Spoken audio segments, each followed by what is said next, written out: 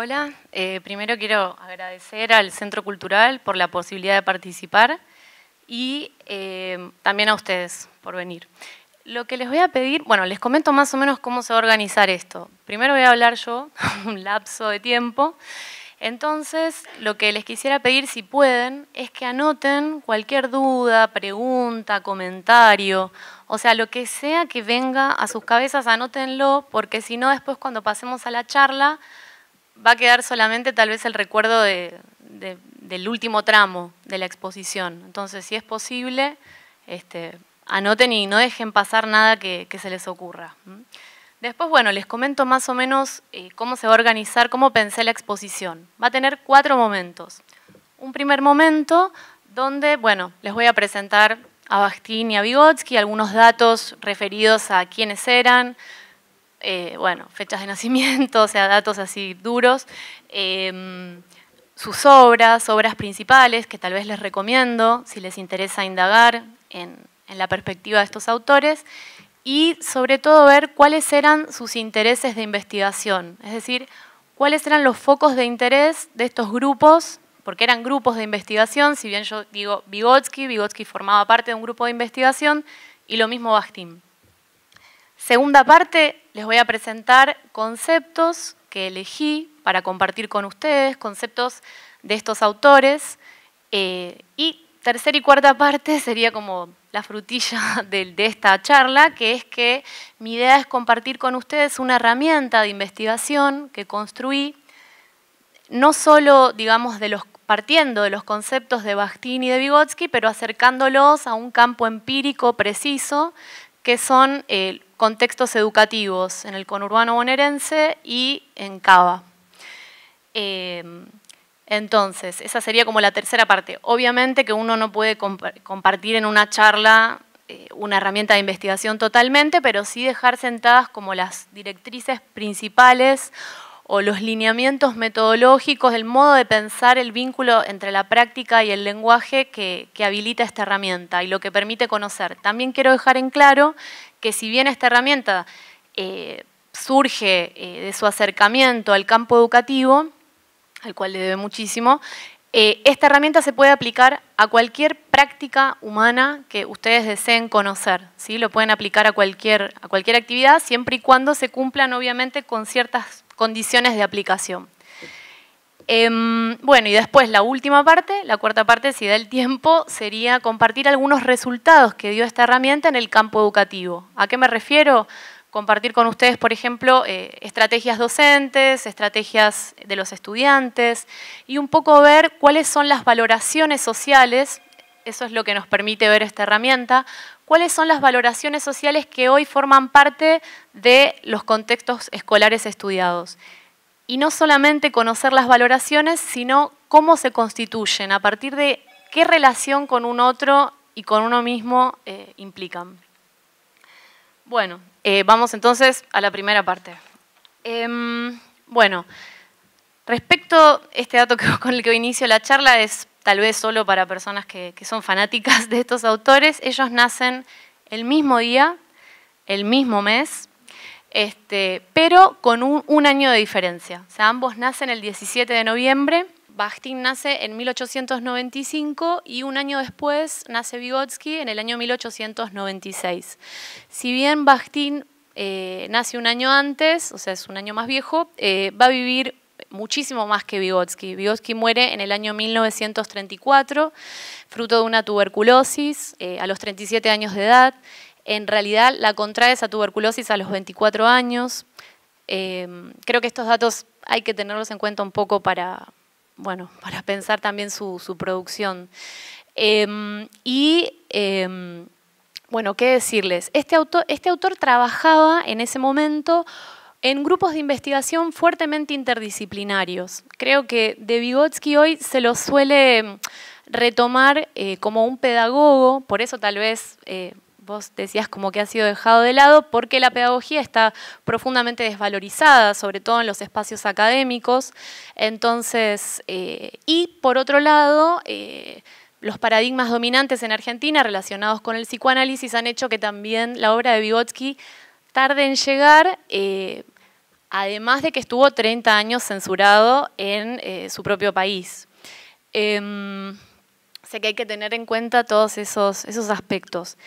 En cuanto al, digamos, al grupo de investigación, él trabajaba con un neurólogo muy conocido, él siempre se lo cita como el eminente neurólogo Alexander Luria. También estuvo con Leontiev, había escritores, había poetas que participaban del grupo de investigación. Y el foco de interés de ellos estaba centrado en decir, bueno, triunfó la Revolución Rusa, pero digamos, ellos consideraban que los cambios políticos o los cambios culturales no iban a la par de los cambios políticos y que entonces era necesaria una indagación que diera cuenta, a ellos les interesaba ver las huellas que había dejado el zarismo, las huellas cognitivas, en el modo en que los sujetos perciben la realidad. No sé, supongamos que mañana podemos diseñar el tiempo, el espacio, todo lo que queremos que ocurra. Bueno, hay que pensar que nuestras formas de percepción están constituidas en el capitalismo y eso, bueno, ellos estaban interesados en ver, bueno, entonces esas huellas cognitivas, ¿cuáles son? Sobre todo tienen un trabajo muy interesante que realizan en Uzbekistán, donde les interesa ver cómo perciben la realidad los campesinos que no están alfabetizados, y, o sea, analfabetos, que no manejan la lectoescritura, y ver qué transformaciones ocurren en cómo se clasifica la realidad cuando uno cuenta con esa tecnología, con la tecnología de la escritura. También hay que decir que Vygotsky tiene intereses muy diversos. Digamos, por un lado, su tesis es en arte. La tesis de él se especializa en la obra de Shakespeare, específicamente en Hamlet, en tratar de dar cuenta de qué hace a Hamlet la tragedia de las tragedias. También le interesaba diferenciar la fábula del cuento corto, o sea que él también estaba muy en vínculo con la literatura. Y con el arte en general, digamos, Vygotsky consideraba que como parte de la vida cotidiana sería provechoso que las personas interactúen cotidianamente con producciones artísticas. ¿Y por qué pensaba esto? Digamos, no lo pensaba el arte, digamos, de un lugar culturoso o snob, de decir, ay, qué bien, que estén en contacto todas las masas con el arte, sino en el sentido de ver, para él el arte es la superación de un contenido social en la forma. O sea, a través de una forma estética novedosa, las personas pueden elaborar sus valores y trabajarlos, y por ende tal vez transformarlos. Bueno, ¿qué más decirles de Vygotsky? Él, bueno, cuando entre a dar los conceptos, ahí vamos a ver, tiene un gran interés por todo lo que tiene que ver con, que bueno, este era otro interés del grupo de investigación, ver cómo se pueden crear dispositivos culturales que permitan que el hombre, bueno, y la especie humana desarrolle al sumum la imaginación, la atención, la memoria. O sea, eran grupos que estaban interesados en ver cómo tenemos que organizar la realidad para que la gente pueda desarrollar al límite o expandir lo más que pueda la imaginación, la atención, la memoria, que son las funciones cognitivas sobre las que él más trabaja.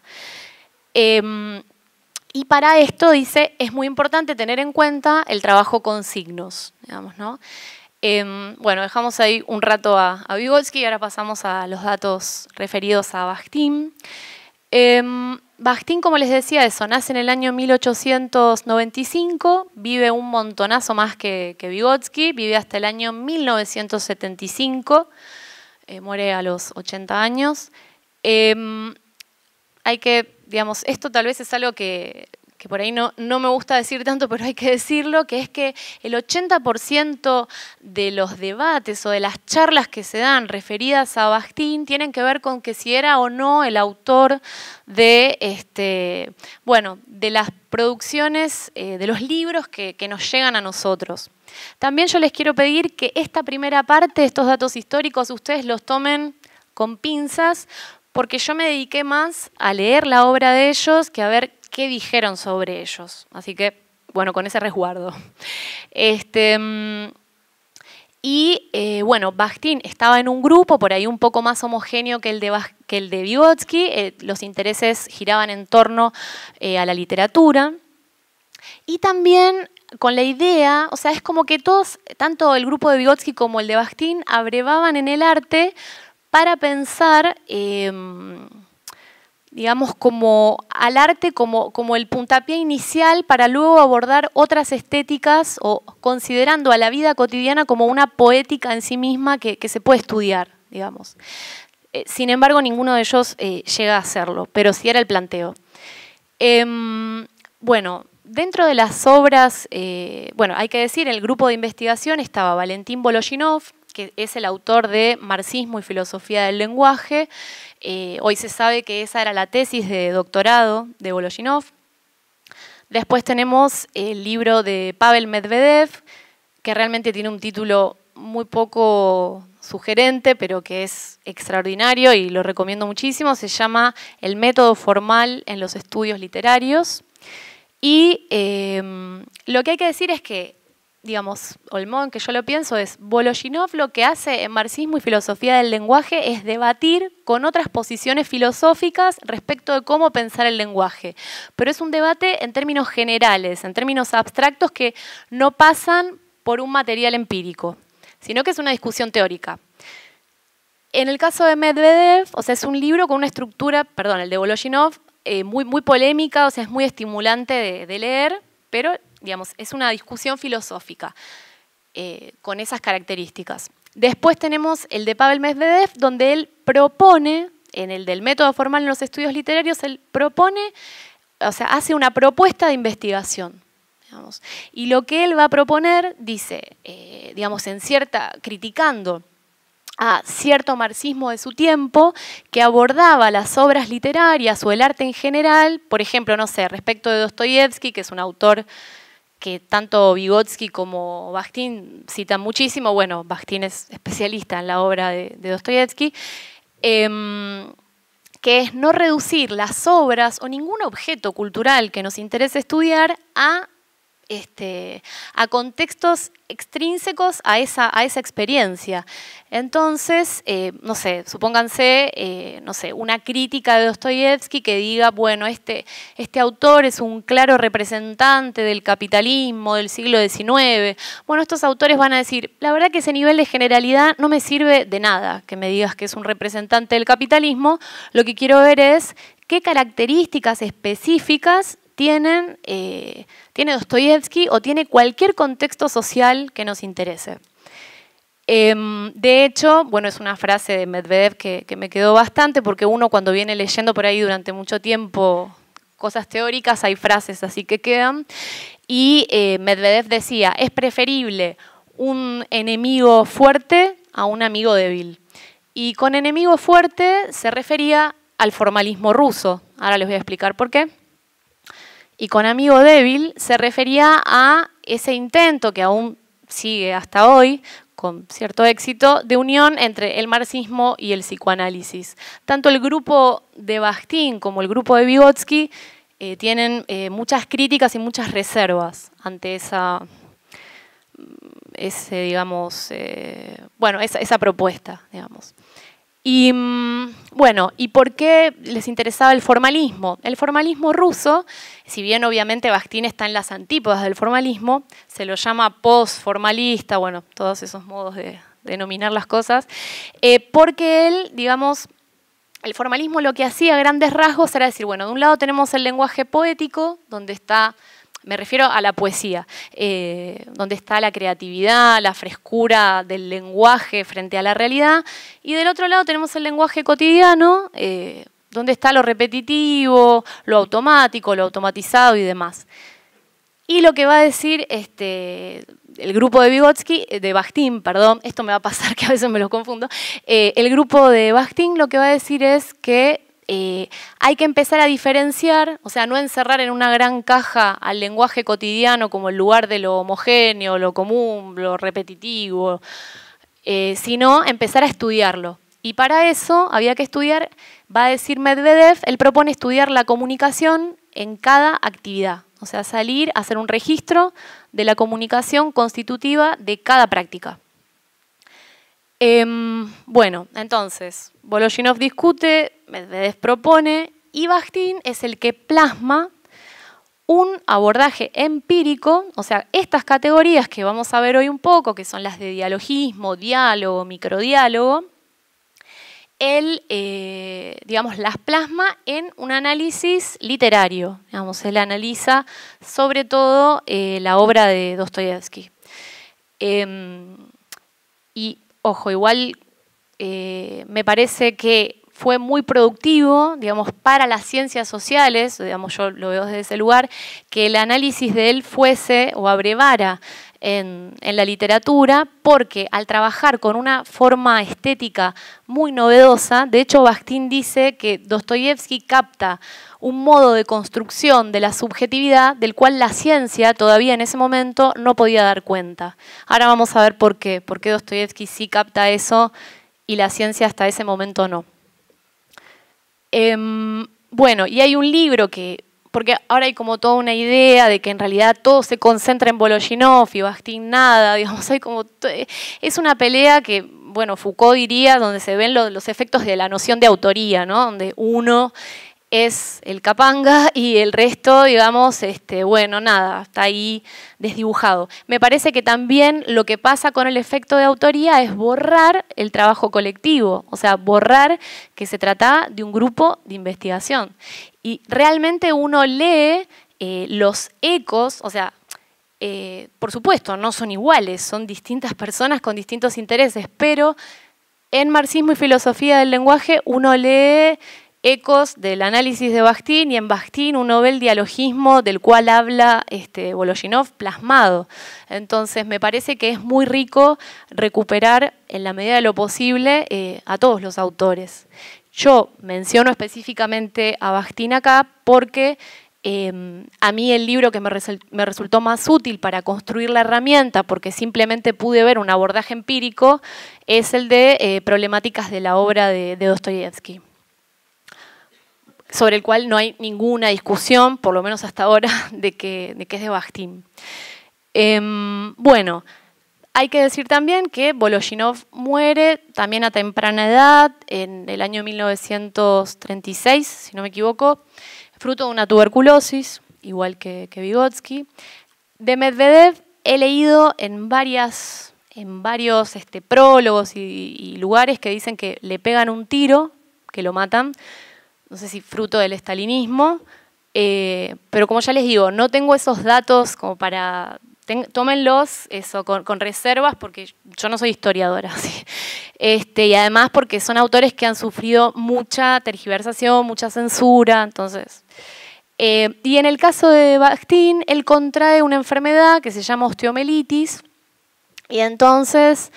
Bueno, esto dice Guillermo Blanc y Adriana Silvestri en el prólogo de un libro de ellos, que entonces dicen, listo, se muere solo, lo mandan a Siberia, pero Bakhtin no se muere, solamente, bueno, le cortan una pierna, y él se queda junto con su esposa en Siberia, y es curioso porque yo pensaba para esta charla, digo, él murió en el año 1975, sin embargo no hay registros... No hay registro visual, o sea, no hay entrevistas, como que Bakhtin pasó al silencio. De hecho, sus producciones más interesantes son de la década, o sea, coinciden con las de Vygotsky, la década del 20 y la década del 30. También hay que decir que la obra de Bakhtin tiene, bueno, primero, Vygotsky tiene un solo libro, que es Pensamiento y Habla. Hoy se dice Pensamiento y Habla, antes se lo traducía Pensamiento y Lenguaje. Y después, bueno, hay 5 tomos de Editorial Visor, donde en realidad es como pasaba con Foucault, que estaban reunidos los grupos de investigación y un alumno tomaba nota o un investigador, o sea que hay un registro bastante grande de lo que es el trabajo de Vygotsky. Y en el caso de, ¿qué les quería decir? En el caso de Bakhtin, la obra que yo les recomiendo muchísimo es Problemáticas de la obra de Dostoyevsky, que él vuelve, es el único libro que Bakhtin reedita en la década del 60, porque él tenía mucho miedo de que se entendiera mal una cosa, que ahora vamos a ver cuál es, Y efectivamente se entendió mal, o sea, por más que él lo aclaró, que es cómo había que entender el concepto de polifonía, o sea, se ve que él ya visoraba que eso iba a pasar y pasó. Y después hay un libro, que en realidad no es un libro, que es Estética de la Creación Verbal, que es como el más conocido de Bakhtin, que en realidad no es un libro, sino se toman como escritos de él de distintos momentos. Y también hay que tener en cuenta que muchos de ellos son borradores. Y también hay una reflexión fenomenológica muy profunda en Bakhtin, que está en un libro que se llama Del borrador y acto setio. No me acuerdo ahora exacto el nombre porque es digamos, son borradores, y así se llama el título. Y bueno, esto también trajo aparejado todo un problema, ¿no? La dificultad. Son dos autores que no son fáciles de definir, como era marxista, no era marxista, era fenomenólogo, o sea, y la verdad que no me interesa etiquetarlos hoy, ni que ustedes se lleven ninguna etiqueta clara, sino simplemente, bueno, compartir los conceptos y que después cada uno haga su propio, o sea, ver de qué modo los conceptos permiten ver la realidad, más que ponerles una etiqueta en la frente referida a qué eran. Bueno, más o menos esos son los datos, la primera parte, digamos. Pasamos a la segunda. Bueno, como les decía, Vygotsky tenía mucho interés, o sea, él va a discutir igual discute, cuando digo la palabra discusión, es una discusión en muy buenos términos, de hecho a veces a Pavlov se lo ve como el malo de la película, pero lo que dice Vygotsky es que le parecía genial lo que había descubierto, lo que había dado cuenta Pavlov, que tenía que ver con las funciones compartidas por todas las especies, las funciones elementales, las que nos ligan con todas las especies humanas. Y Vygotsky dice, bueno, genial, pero que a él no le servía el método que usaba Pavlov para trabajar con funciones en las que se ve involucrada la utilización de signos.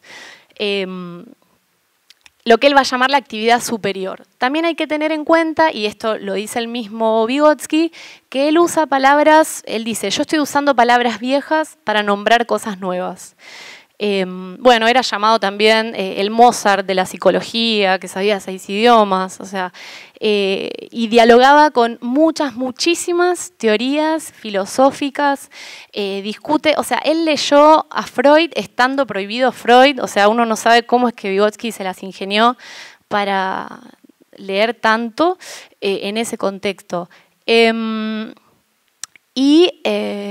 Bueno, esto también, ¿no? Como cuestión fundamental, vuelvo un poco a lo contextual, que es esto, que es en el contexto de la Revolución Rusa que los dos generan estas teorías que son tan productivas. Yo creo que la fuerza del trabajo de ellos tiene que ver con esto, con ese contexto y con el valor y el lugar que tiene el arte. Es como que ellos llevaron a cabo la consigna del romanticismo, de la unión entre arte y ciencia, realmente se ve plasmada en la obra de ellos. Bueno, volviendo a la segunda parte, Vygotsky entonces dice que a él le interesa trabajar con la actividad mediada, que es el trabajo con signos.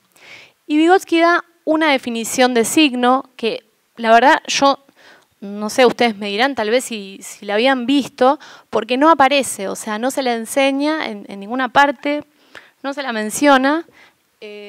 Bueno, yo tenía un PowerPoint, ahí sí sería, bueno, por ahí lo anoto.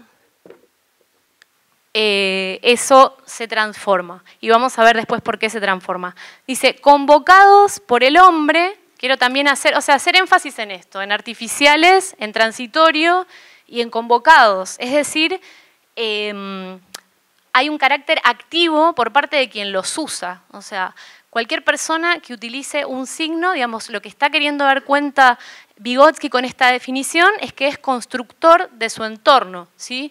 Muchas veces arribamos a los conceptos diciendo, bueno, este concepto es activo y este es pasivo. Bueno, ¿y por qué es activo y por qué es pasivo? Vamos a ver que en el caso de Vygotsky, porque el concepto de signo se vincula con otro concepto muy importante para Vygotsky, que es el de diálogo interno. El concepto de diálogo interno surge de los estudios en ontogenética, digamos, de de Vygotsky, el estudio del niño, del desarrollo del niño, y él va a mencionar que más o menos a los 2 años de edad el niño comienza a hablar solo, es lo que se le llama el habla egocéntrica, y que después ese lenguaje desaparece. Bueno, acá cabe decir al respecto de esto que Vygotsky dialoga en ese momento con Piaget. Piaget, o sea, frente al mismo hecho, que es un niño hablando solo cuando está con objetos a su alrededor, lo que va a decir Piaget es que en realidad ese lenguaje egocéntrico va desapareciendo porque la fuerza de lo social constriñe esos vestigios de individualidad que el niño tiene y se ven constreñidos por lo social. Y Vygotsky, que admiraba profundamente a Piaget, realmente lo respetaba muchísimo, hace otra interpretación del mismo hecho. La interpretación es, no, justamente la desaparición de ese lenguaje egocéntrico de lo que da cuenta es de cómo lo social ha dado lugar a un diálogo interno y que es la aparición o la constitución de la individualidad, digamos, ¿no? Entonces, en ese sentido podemos pensar esta cuestión de lo convocado, porque cada vez que percibo un entorno está articulado, o sea, mi diálogo hacia ustedes está articulado con un diálogo interno, que es infinitesimal, que tiene una velocidad que ni nos imaginamos, pero que está presente ahora, en ustedes cuando escuchan y en mí cuando hablo. ¿Y qué características va a tener este diálogo interno? Bueno, tiene 2 características. Una es, antes de pasar a eso del diálogo interno, terminemos con la definición de signo, que es muy importante. Dice, para llevar a cabo una acción. O sea, no podemos pensar al discurso desprendido de una práctica, ¿sí? Porque pasa muchísimo que se dividen las aguas entre discurso y práctica, como si el discurso fuese el lugar de lo falso, de bueno, sí, está bien, zaraza. Y en las prácticas, ahí está la verdad, digamos, ahí habría como un sustrato. Entonces, esta definición de signo es muy buena, pienso, porque no permite esa decisión. O sea, cada signo está situado en un contexto de uso. Bueno, con respecto al diálogo interno, tiene 2 características, va a decir él. Una es que opera por condensación y otro que es predicativo. Condensación es simplemente, no sé, imaginémonos, bueno, no sé, es una metáfora que por ahí no, pero como una constelación que se mueve, digamos, y donde un término enlaza con otro, está todo, o sea, por ahí cuando uno piensa, hay un término que ya resuelve la realidad. En cambio, cuando tengo que hablar, él sobre todo estaba pensando en la oposición entre diálogo interno y diálogo social, donde hay un antes y un después, hay una secuencialidad, cosa que no se da en el pensamiento interno. Y con predicatividad me parece como la característica más interesante, lo que está diciendo es que el lenguaje interno no tiene sujeto, el sujeto no está dicho. Entonces, ¿qué pasa? Tal vez por eso incorporamos la realidad y lo dado con un grado de cuestionamiento prácticamente inexistente porque no tiene sujeto, sino que está presupuesto. Digamos, por ejemplo, si yo voy a cruzar una cuadra, no digo yo voy, sino que cruzaré la cuadra. O sea, como que no aparecen los sujetos en el pensamiento. Imagínense todas las consecuencias también que eso trae en la forma en que construimos sentido. Bueno. Hay otro concepto que me interesaría compartir con ustedes de Vygotsky y es el concepto de as de semas. Remite a, o sea, para él son los rasgos descontextualizados de un objeto. Eso es el as de semas. Por ejemplo, que si yo les muestro esto, todos vamos a coincidir, o por ahí casi tal vez todos, que es un submarino amarillo, digamos, ¿no? Porque se aíslan, o sea, no importa el contexto social en el que aparezca el signo, hay un mínimo de estabilidad que tiene que ver con esos rasgos que se seleccionan, que elegimos percibir y otros que no. Bueno, y el concepto de as de semas, yo lo pongo en relación, me parece que puede dialogar con un concepto de Bakhtin. Ese concepto es el concepto de género discursivo. No sé si lo habrán escuchado alguna vez, es el concepto por ahí, es conocido, bastante conocido. ¿Qué es un género discursivo para Bakhtin?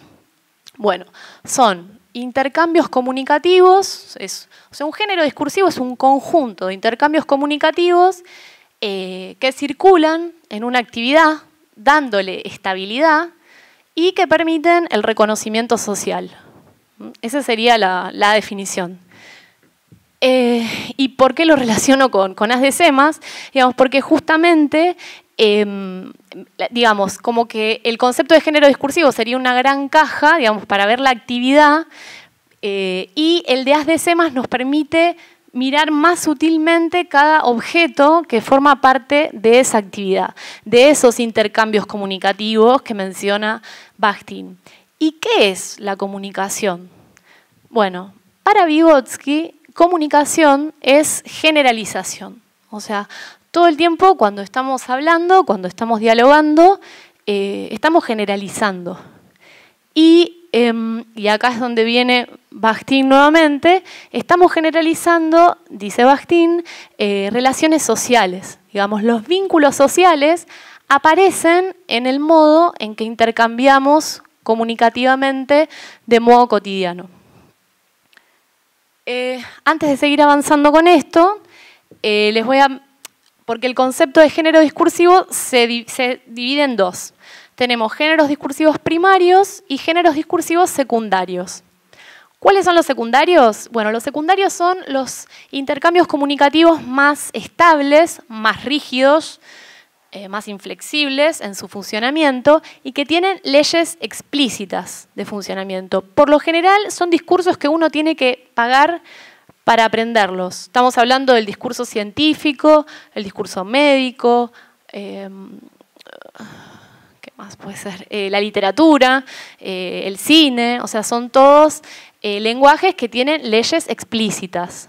Y después tenemos los discursos primarios, que son los discursos que también tienen leyes, pero son leyes que no están escritas en ningún lado. Son leyes no explicitadas socialmente. Es el caso de todos los intercambios comunicativos que ustedes pueden llegar a tener acá.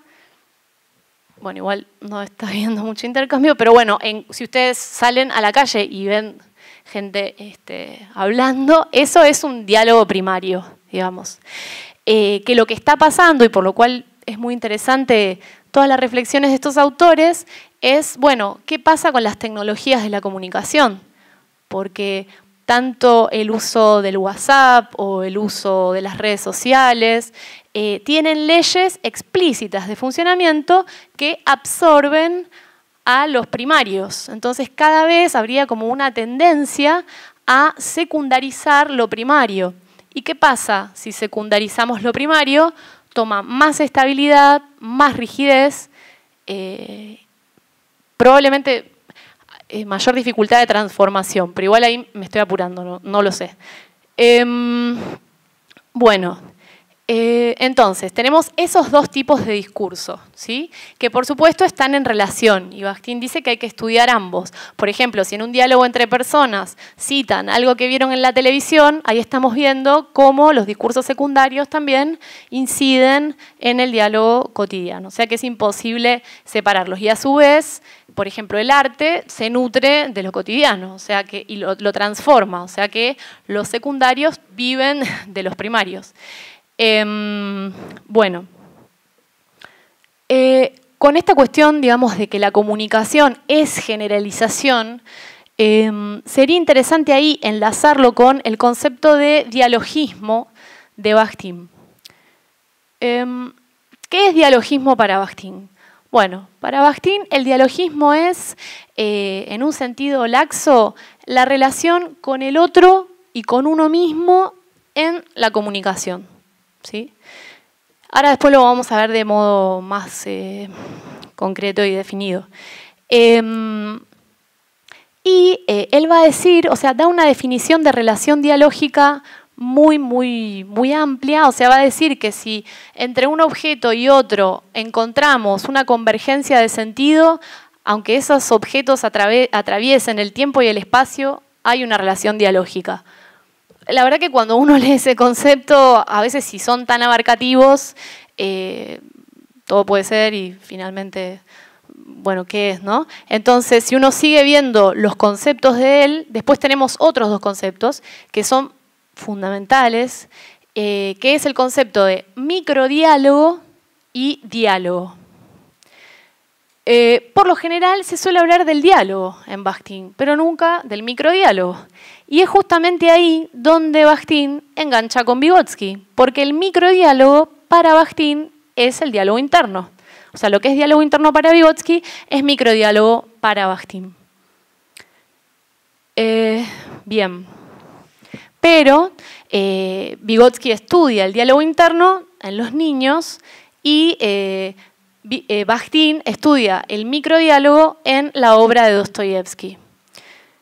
Porque justamente sus personajes, no sé si leyeron Memorias del subsuelo o, bueno, se me ocurre solo Memorias del subsuelo porque ese es un microdiálogo, es todo el tiempo el pensamiento del personaje, todos sus devaneos, cómo se anticipa a la mirada ajena y cómo eso hace que todo el tiempo su producción enunciativa está totalmente determinada por ese otro que anticipa y con el que todo el tiempo discute y del cual se quiere independizar y no puede. Bueno, entonces, por un lado tenemos microdiálogo entonces, que es el diálogo interno. ¿Y qué es el diálogo? El diálogo no se refiere en Bakhtin al par pregunta-respuesta, ¿sí? Para Bakhtin el diálogo tiene que ver con, o sea, se puede dialogar con una planta, con el cielo, con las estrellas, con alguien de la especie humana o, no sé, con otra cosa. Es toda, para él el diálogo es la disposición hacia un entorno relevante, es decir, el diálogo es hacia lo que oriento mi percepción, ¿sí? Cuando hablamos de valoraciones sociales, que yo hablaba por ahí al comienzo, de que la herramienta permite ver los valores sociales, pero no los valores sociales como una conclusión moral, o sea, no se imaginen a alguien que dice, bueno, yo sostengo esto, sino como modos de percibir la realidad, o sea, valoraciones, eso, qué se jerarquiza, qué está primero, qué está después en lo que percibo. Es como más, también puede incluir conclusiones morales, pero no se limita a eso. Bueno. Entonces, llegamos con esto más al concepto de polifonía. Tal vez es el concepto más conocido de Bakhtin, no sé si lo habrán escuchado antes. Sí, bueno. Y bueno, este era el concepto que Bakhtin tenía el temor de que se entendiese a polifonía como la presencia de muchas voces y que entonces se trataría de como que habría una homologación entre polifonía y democracia. Digamos que la polifonía es esto. Y lo que Bakhtin hace cuando reedita su libro, esto que yo les comentaba, dice, ojo, que no se malentienda, la polifonía es estructural, no ideológica, dice él. Entonces, estrictamente polifonía es la relación entre el diálogo interno y los diálogos sociales. O sea, es mostrar, y eso es lo que muestra la obra de Dostoyevsky. Los diálogos sociales, cómo están articulados con un diálogo interno. Suele pasar en los personajes de Dostoyevsky que el personaje dice algo, pero uno, por cómo lo construye Dostoyevsky, dice, este está diciendo esto, pero no piensa eso. Entonces, ¿cómo el escritor logra eso? Bueno, lo logra a través de esta estructura narrativa que es la polifonía. Que igualmente no es que la inventa Dostoyevsky, eso lo aclara Bakhtin, sino que, bueno, en este libro él rastrea, desde muy atrás, ahora no recuerdo exactamente cuándo, por ejemplo, el diálogo con los muertos, la sátira menipea, o sea, él analiza, y en esto yo encuentro un punto de convergencia muy interesante, para trabajar, que es, hay una ligazón, me parece a mí, entre la obra de Michel Foucault y de Mikhail Bakhtin, que tiene que ver con lo que para Foucault serían las tecnologías del yo. Para Bakhtin es esto, el diálogo con otro y con uno mismo en distintos formatos narrativos o en distintas posiciones filosóficas. Yo creo que ahí Bakhtin y Foucault se encuentran muchísimo. Sin embargo, la verdad que tampoco he encontrado mucho ese trabajo de vinculación entre ellos. Bueno, y como les decía, entonces lo que define al dialogismo es esta disposición de uno hacia el mundo.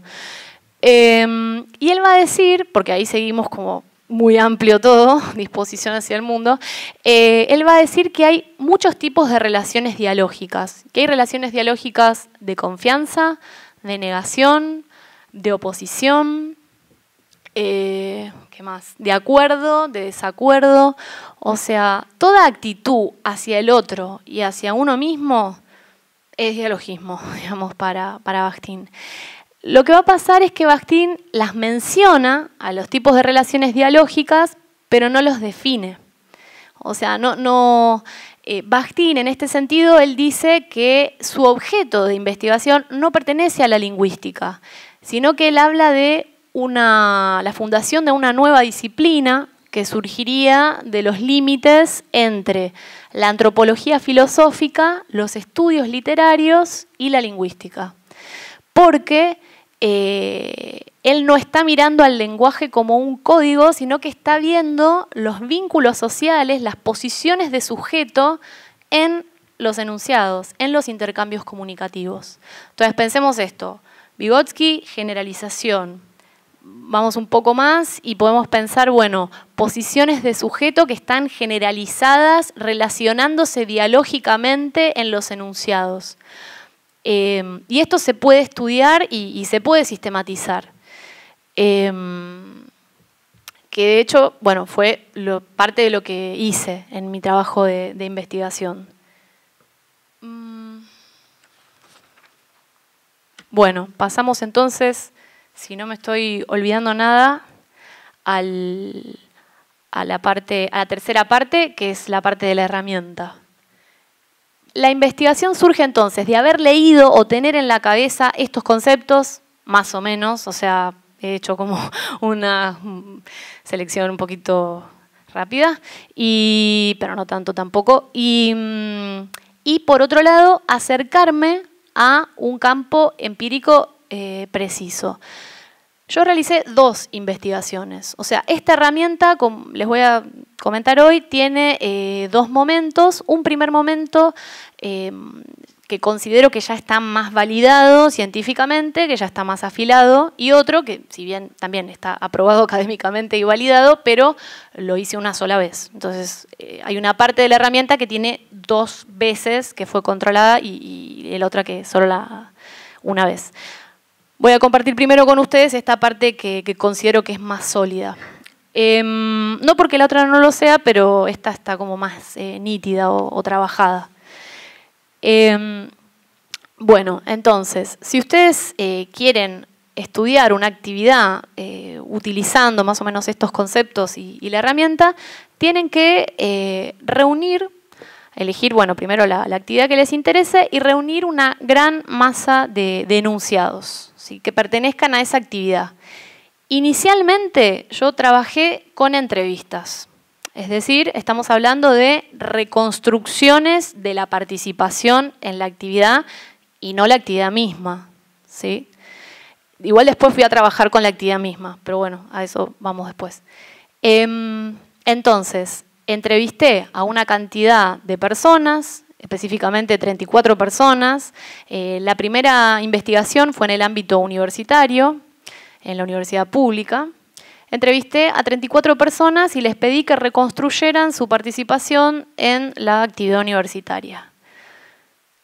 Después, si quieren, bueno, cuando pasemos a la parte de la charla, porque si no les comento bien cómo construí esa entrevista, porque, bueno, tiene detrás, solo comento esto, un basamento filosófico de índole fenomenológica de Bakhtin, porque Bakhtin se interesa mucho por el acontecimiento comunicativo.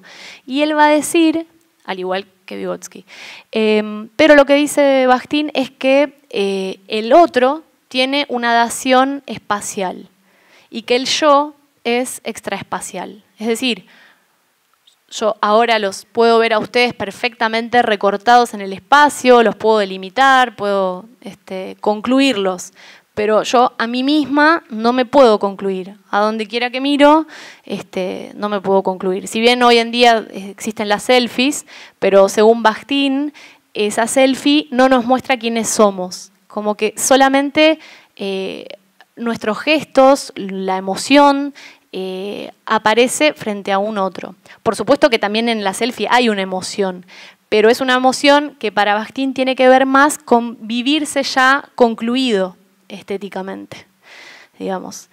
De hecho, Bakhtin dice, porque bueno, la selfie no existía en ese momento, él dice que si uno se mira en el espejo, uno no se ve, que uno no se está viendo a uno mismo. Bueno, y esto viene a cuento de que en las preguntas, supuestamente, si uno hace preguntas que incluyan al espacio, van a aparecer los otros relevantes. Si uno hace una pregunta de carácter espacial, deberían aparecer los otros. Y en las que son más de orden temporal, hay más una tensión entre el yo y el otro, que aparece más, bueno, que aparece también. Siempre está presente igual, pero lo que quiero decir es que hay una tendencia en la pregunta espacial a la aparición del otro. Bueno, entonces eso, tenemos la actividad, tenemos las entrevistas, les pedimos que reconstruyan la participación en la actividad. Y lo que yo hacía inicialmente cuando leía las entrevistas era resumirlas o decir, algunas personas dicen que de su paso por la universidad les cambió la cabeza, otros dicen que, bueno, pertenece a una etapa natural de la vida. Y como que hacía resúmenes, digamos, de las entrevistas y no llegaba a algo. Hasta que en un momento advertí que todas las valoraciones que aparecen en los enunciados tienen un orden dialógico, ¿sí? Por ejemplo, si uno estudia, cito ahora igual la última investigación, después estudié las escuelas medias, va a haber un conjunto de valores relevantes. En la escuela, ¿qué es importante hoy? Bueno, igual este es un enunciado muy grande porque mi investigación no concluye a la escuela hoy, sino los contextos en los que yo estuve.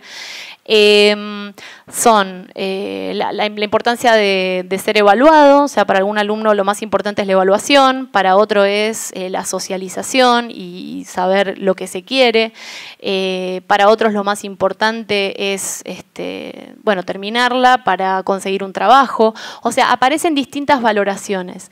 Pero estas valoraciones se van a ordenar, o sea, como que se empezaron a separar las entrevistas, los que sostenían estos valores, los que sostenían estos otros y los que sostenían estos otros.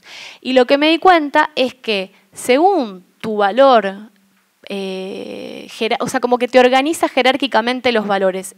Según el valor que predomine en tu visión, en tu reconstrucción de tu participación en la actividad, hay un dialogismo dominante. La actividad, y vamos a ver entonces que hay una serie de valores, o sea, como que utilizar la herramienta permite ver cuáles son los órdenes valorativos de la actividad, ¿sí? Es como mirar con un calidoscopio y según el dialogismo dominante va a prevalecer que te importe más la evaluación que otra cosa, digamos. Yo, digamos, lo que apliqué fue una tríada. Esa tríada está constituida por el yo, el sí mismo, que es el personaje que uno construye de uno mismo cuando te cuenta qué hizo en alguna experiencia que tuvo, y los otros. Entonces, sistematicé la relación, o sea, cómo se articula el sí mismo con los otros. Ahora, los otros es como algo muy amplio. Lo que hice fue sistematizar, por ejemplo, en el caso de la actividad escolar, el otro par, el otro docente, el otro familiar. Bueno, todos los otros que aparezcan en la actividad. Y lo que hice fue ver cuál es el vínculo dialógico, si es de confianza, si es de negación, si es de oposición, cuando se construye un valor.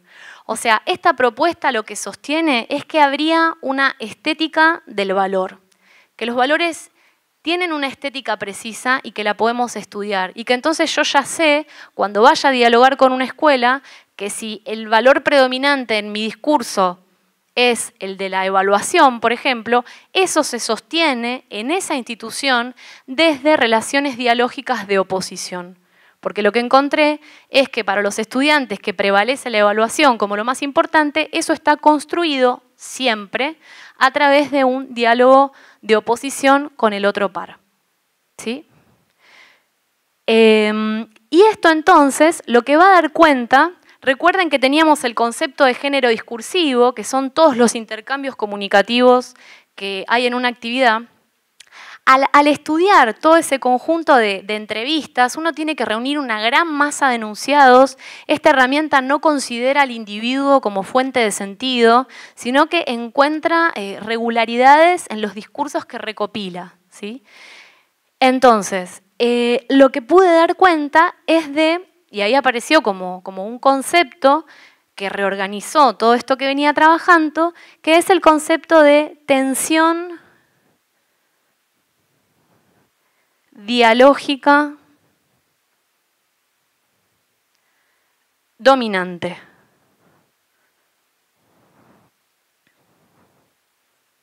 Y que luego concluí como que cada tensión dialógica dominante nos habla de un ritmo semántico.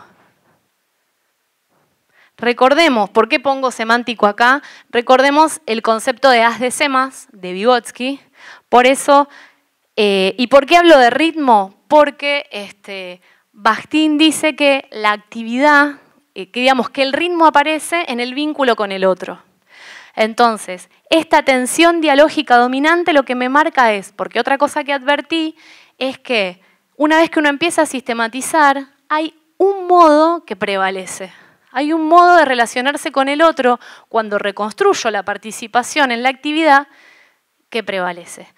Ya sea una relación de oposición, o sea, lo que vamos a encontrar en una tensión dialógica dominante, y otra cosa más que sumo a esto, es que la tensión dialógica dominante lo que organiza es el vínculo entre el microdiálogo y el diálogo. Esto parece muy abstracto, pero cuando uno lo ve con un ejemplo, digamos, es mucho más visible. Por ejemplo, ¿de qué estoy hablando? Hay alumnos, los alumnos para los cuales la universidad marcó un punto de inflexión en sus vidas, tienen muchísimo microdiálogo. En el caso de los alumnos en los cuales prevalecen las relaciones de oposición, prácticamente no hay microdiálogo. Entonces, es un poco con el vínculo entre las categorías ver que hay un tipo de dialogismo dominante que marca el ritmo, el modo en que me voy a apropiar de la actividad. Esta es la parte de la herramienta que yo ya tengo más trabajada, es decir, encontré ritmos tanto en la actividad universitaria como en las escuelas medias, ¿sí? Entonces, el ritmo sería eso, un modo de apropiarme de la actividad. Cuando hablamos de género discursivo, porque si el género discursivo son formas de reconocimiento social, las tensiones dialógicas dominantes de lo que darían cuenta es de las distintas formas de reconocimiento que forman parte de un género discursivo. Como que el género discursivo es una caja más grande y ritmo te muestra la variación. No sé, por ejemplo, el otro día, dando clases, enseñando el concepto de género discursivo, un alumno me dice, entonces, me dice, el género discursivo es la jerga, me dice. Y yo le dije que sí, pero bueno, después me quedé pensando para la charla y en realidad en un género discursivo pueden convivir distintas jergas. Lo que te marca el género discursivo es cómo se va a usar, o sea, los temas que aparecen en la actividad, la composición, el modo en que se va a componer el tema, digamos. Y el estilo también. Bueno, y entonces, estos ritmos los ritmos surcan las actividades. nos permiten ver que si predomina un valor en esa actividad, ese valor está construido de un modo de relacionarnos con el otro y con uno mismo. Bueno, piensa en los efectos que podría tener saber eso, digamos, ¿no? Bueno, esa sería la primera parte de la herramienta. Después, en la segunda investigación, yo quise cuestionar esto y dije, bueno, hasta ahora trabajé con la reconstrucción de la actividad, pero quiero ir a la actividad y registrar la interacción comunicativa en contexto. Entonces, volví a repetir la herramienta, o sea, un poco siguiendo a Gastón Bachelard. Gastón Bachelard señala que para que la ciencia avance, habría que variar las condiciones experienciales de los usos conceptuales, así los conceptos se ven forzados a deformarse, a transformarse, a que la realidad les exija algo, digamos, ¿no? Entonces lo que hice fue variar el material empírico. No solamente me basé en cómo las personas reconstruyen la participación, sino que también documenté la interacción comunicativa en contextos escolares. Pensemos que, por ejemplo, en el caso, porque me ha tocado trabajar con personas que investigan los intercambios comunicativos de lo que fueron los centros clandestinos, solamente se podría contar con esta primera parte de la herramienta, claramente, digamos, ¿no? O sea que sirve tal vez, o puede ser pensada como una herramienta para analizar testimonios. Y sobre todo también tener en cuenta los contextos de uso o los contextos en los cuales esos testimonios surgen, porque no es lo mismo un testimonio producido acá, en el espacio memoria, que un testimonio que surge en un contexto discursivo judicial o que forma parte de un libro. Todo eso, los conceptos de Bakhtin sirven para que uno pueda estar bien atento a cuestiones relacionadas con el poder, digamos, cómo hay un orden discursivo según la actividad en la que estemos, ¿no? Y a tener como mucho cuidado metodológico para trabajar. Bueno, entonces, en esa segunda parte, donde documenté, apareció tal vez no conceptos tan nítidos como este, que bueno, quedó ritmo semántico, tensión dialógica dominante, sino que lo que hice fue detectar estrategias de los estudiantes, estrategias de los docentes. Eso igual no lo voy a decir ahora acá porque lo que hice fue, bueno, si les interesa sí, después lo podemos compartir. Y lo que hice fue documentar el diálogo primario, o sea, eso, los intercambios comunicativos. Coloqué grabadores en distintas partes del aula, llevaba yo misma un MP3 al cuello por donde iba caminando y registré todo lo que pude de intercambios comunicativos en las escuelas. Y después de eso, bueno, uno tiene que sistematizar todo eso, tal vez por eso solo lo hice una vez. Pero creo que también, bueno, si hay grupos de investigación sería genial y también si existiesen programas que puedan sistematizar la información. Pero para eso hay que tornar más sutiles los conceptos, o sea, a partir de esta investigación yo más o menos, no puedo dar una definición de relación dialógica de confianza, ni puedo dar una definición de relación dialógica de oposición, porque son dos investigaciones. Entonces uno va conociendo cómo se manifiesta a medida que investiga. No se puede definir antes. Bueno, y volviendo a esto de la gran masa de intercambios comunicativos, lo que podemos tener en cuenta es, porque, por ejemplo, para dar cuenta de esto que decía Medvedev, bueno, ¿cuál es la especificidad, por ejemplo, comunicativa de la escuela? Bueno, lo que empecé a ver es que, por ejemplo, son los alumnos los que hacen chistes, los que hacen burlas, la parodia. Y uno me puede decir, bueno, perfecto, pero chistes también se hacen en el trabajo, chistes también se hacen en un consultorio médico. O sea, ¿qué hace a la especificidad de la comunicación en el contexto escolar? Bueno, lo que nos da la especificidad es el aspecto compositivo. O sea, en qué momento Por eso es muy importante para esta herramienta trabajar con la textualidad del discurso. No es, bueno, este dijo esto, me parece que no. Es un estudio que parte de la materialidad discursiva. Y entonces eso, lo que tenemos que atender es a los tópicos y a la frecuencia de aparición y a cómo están distribuidos en la jornada escolar. Igual por ahí cuando yo digo esto, bueno, los que están interesados en la escuela pensarán en la escuela y los que están interesados en otra actividad dirán, bueno, la actividad en la que yo pienso no tiene una jornada o sí, no sé, digamos. Pero sí atender a este comienzo y cierre, el orden del discurso, digamos. Y también es muy importante dar cuenta de lo que Bakhtin va a llamar colisiones dialógicas. Las colisiones dialógicas es cuando grupalmente se repiten términos.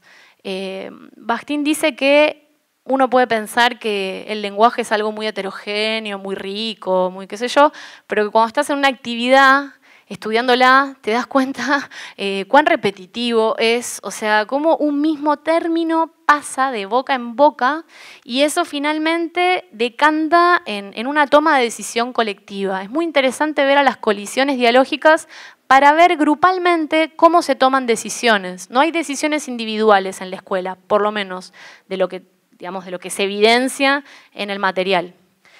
Y también otra cosa muy importante que detecté registrando, digamos, la comunicación es la interrupción rutinizada del espacio áulico. Les puedo asegurar que el que ingresa con un intercambio comunicativo, rompiendo el intercambio comunicativo entre docente y alumno, es el que va a marcar la actitud institucional predominante hacia el estudiante. ¿Sí? Por ejemplo, en una escuela en la que estuve, ingresaban todo el tiempo para decirle a un alumno, interpelarlo en su calidad de vínculo familiar con otro estudiante, de que no tenía que venir a clase. Entonces, ese reconocimiento del otro estudiante como un otro familiar hacía que la escuela tuviese un carácter muy borroso, porque se confunde al otro familiar con el otro escolar, y hacía que los estudiantes perciban a la escuela como un lugar donde lo que prevalece es la monotonía y la rutina. O sea, yo encontré tres ritmos. Estos ritmos. Un ritmo donde prevalece la monotonía, donde la expectativa es aprender una rutina de cómo hay que estar sentado, cómo hay que hablar. Y encontré otro ritmo que le llamé el ritmo de la evaluación. Para ese ritmo lo que más importa, bueno, es la evaluación y considera la escuela algo por lo que todo el mundo tiene que pasar y algo que le sirve al estudiante para construirse como una persona que es normal. Es normal porque tiene esa edad y está haciendo la escuela. Y después encontré otro ritmo que es el ritmo del cambio. El ritmo del cambio es el estudiante que considera, o sea, que su valor dominante es considerar a la escuela un lugar para definir quién es, para definir su identidad. Es como bastante fuerte. Y ese alumno, un alumno que es así, o sea, ¿en qué dialogismo está construido un alumno así? Bueno, es un alumno que tiene una tensión dialógica. Cuando digo un alumno es una regularidad, digamos, no es que es uno, sino muchos que me hacen ese uno. Que es una oposición abstracta al otro. O sea, ese estudiante se expresa con el mundo hoy, la sociedad, la gente de mi edad. O sea, tiene niveles de generalización bastante elevados a los cuales se opone. Y a su vez, ese vínculo opositivo abstracto convive con relaciones dialógicas de confianza. Las relaciones dialógicas de confianza no aparecen mucho, por lo menos hasta el material con el que he trabajado, pero cuando aparecen son muy poderosas o inciden mucho en la construcción de la subjetividad en ese espacio. Bueno, ¿y cómo se relacionan los ritmos con estos patrones de distribución de los temas y demás? O con las colisiones dialógicas, o por ejemplo, otro tema muy importante y que tiene mucho lugar en los contextos que estudié es la música. La música aparece en todos los contextos. El juego vocálico, el canto, está muy presente. Pues bueno, así haciendo una gran generalización, en los que perciben a la escuela, cuando predomina la monotonía como modo de percibir el espacio escolar, eso está relacionado, tiene como correlato patrones regulares de comunicación donde hay muchísima irregularidad, es decir, donde todo el tiempo se están entremezclando temáticas extraescolares con escolares. En cambio, en las escuelas donde predomina la evaluación, el canto también aparece, pero aparece solamente en las fronteras recreativas, jamás se canta durante, digamos, las materias. O sea que de alguna manera lo que les quiero hacer ver con esto, más que nada, es cómo el orden del discurso se va a relacionar con modos de percibir en la reconstrucción de la actividad, digamos.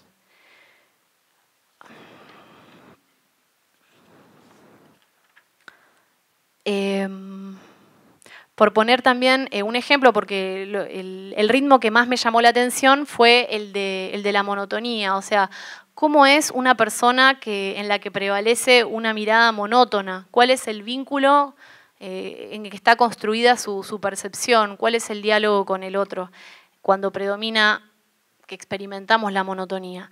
Bueno, obviamente que no voy a responder eso, o sea, solamente en la escuela, o sea, y en el contexto que yo estudié, es cuando hay altos niveles de indiferenciación, cuando nos construimos discursivamente a partir de un nosotros inclusivo sin voces, donde, o sea, siempre aparece un nosotros en escena, pero no tiene voces. Porque algo que también sistematiza la herramienta, o sea, yo les dije el diálogo primario, el microdiálogo, el diálogo, y ese vínculo, si es de confianza, de negación, de oposición. Pero también lo que veo es la posición del cuerpo, la posición de la mirada, o sea, no es lo mismo que uno generalice los estudiantes, la gente de mi edad, Roberto con el que juego, o sea, tratar de ver los niveles de de generalización, pensando en Vygotsky, ¿no? Y todos esos otros, o sea, cuando hay una percepción monótona, no aparecen voces, no hay voces. Y la relación dialógica que predomina cuando hay una percepción monótona del estudiante hacia la escuela es la convergencia, la relación dialógica de convergencia. ¿Y qué es una relación dialógica de convergencia? Es cuando yo digamos, establezco una convergencia con un otro, es un acuerdo, es como el me gusta de Facebook, digamos, es un acuerdo, pero que no hay construcción discursiva, no hay elaboración del acuerdo. Entonces ahí estoy de acuerdo, pero o sea, ahí cuando predomina ese modo de acuerdo con el otro sin una construcción, sin una elaboración, se experimenta como prevalece la monotonía. Y como les decía, la interrupción áulica está dada por interpelar al estudiante por su relación de parentesco con el otro par, lo cual también dificulta al estudiante construir los límites de la escuela.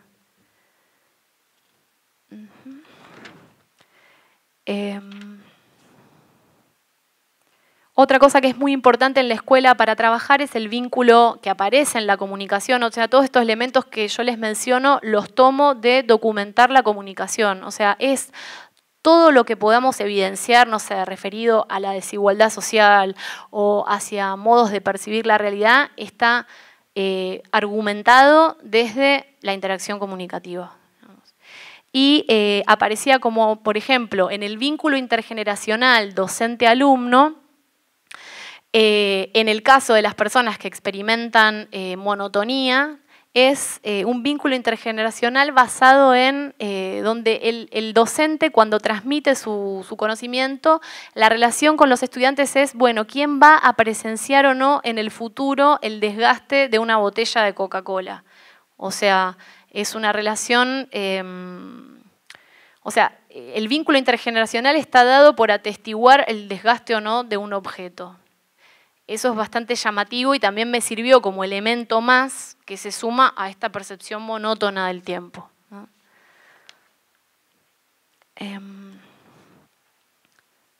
Y después, bueno, por ejemplo, también, digamos, saber que las personas, los estudiantes, nuevamente, hay estudiantes que se construyen como diferentes, como yo soy re diferente, y otros que se construyen como soy normal, soy típico, y necesitan sentirse típicos y normales. En el caso de los normales, es a través de relaciones de oposición, pero oposición concreta. ¿Sí? O sea, describir situaciones de la realidad y desde estudiantil y decir yo me opongo a esto, digamos, concretamente yo no soy así. Y en el caso de los que perciben como un lugar de transformación a la escuela y que se construyen como diferentes, es a partir de, como les decía, la oposición abstracta en vínculo con el dialogismo de la confianza. Bueno. Sí. Ejemplo del vínculo. Un ejemplo concreto, por ejemplo, de un vínculo de confianza sería si uno enuncia, por ejemplo, un alumno dice, hablar con Manuel era como hablar con la fuente de la inmortalidad. Hablando de otro estudiante, ¿no?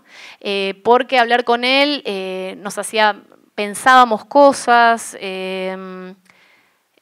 De hecho, dice, él dice, yo decía y nos reíamos, dice. Y en ningún momento cita de qué es de lo que hablaban. Cuando está la confianza también pasa que es muy elíptica.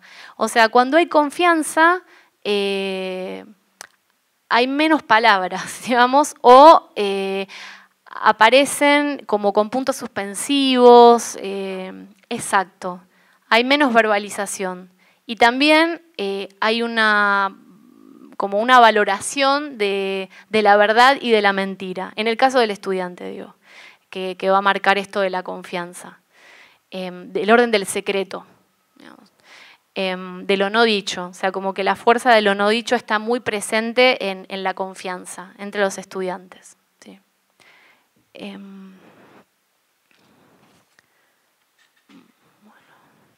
Y también esto, en esos que tienen relaciones de confianza, aparece el diálogo interno. ¿Sí?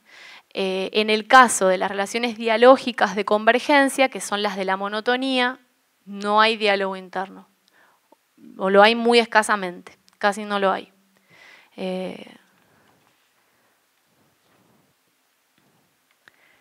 Bueno, más o menos eso era todo lo que les quería comentar y bueno, dejo el espacio a las preguntas.